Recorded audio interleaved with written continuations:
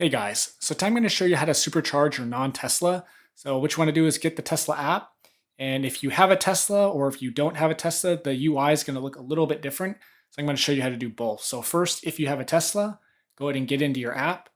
And you're going to see your Tesla probably go to the top right and hit the three buttons. And then if you scroll all the way to the bottom, there's going to be a thing that says charge your other EV. So hit that. And then it's going to show you all the superchargers that you can use as a non-Tesla user. So it's going to be the V3s and V4s. If you don't have a Tesla, this is what the front screen of the app is going to look like. Hit find your charger and it's going to come up with that same screen.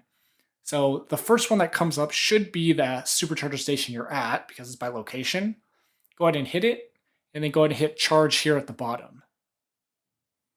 Now what you want to do is you want to find the post or the stall number that you're at.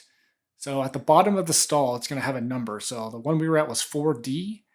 So take that in mind, keep that in mind, go back into your app and go look for that at the station. So if we scroll down here, we're going to see 4D. You want to hit that and then hit start charging. So that way the Tesla app and Tesla knows which stall you're at. It's going to give you instructions on pulling out the plug from the supercharger and then putting your adapter on. So go ahead and take the plug out and put your adapter on. And then you want to plug it into your car. So there's the adapter. Make sure it's all the way plugged in and it clicks.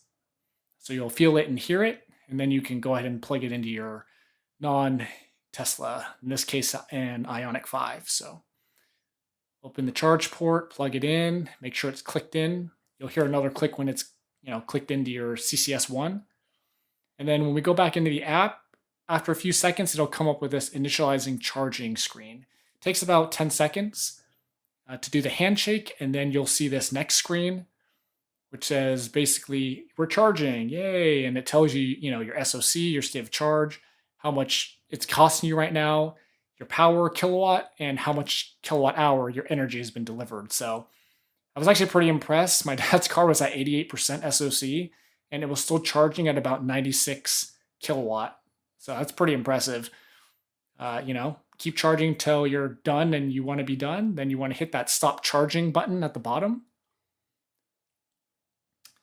And once we've done that, then it'll come up with another screen that tells you to unplug. So you want to push the button at the top of your adapter and you want to pull the whole assembly out. So if we go back to the car here, push that button, pull, your adapter and the plug comes out, and then your adapter should have a button on the bottom. After my dad struggles to figure it out, there's the button, push it. Push and hold and then pull the plug out, and then you can put the plug back in. And that's all there is to it. So you've supercharged your non-Tesla. Once you've done that, then back in the app, it'll basically tell you this screen, generating charging summary. So it basically just tells you, hey, here's how much you charged, here's how much it cost, all that stuff. So that's it. That's how you supercharge your non-Tesla at a Tesla supercharger. So if you have any questions, let me know below, and thanks for watching.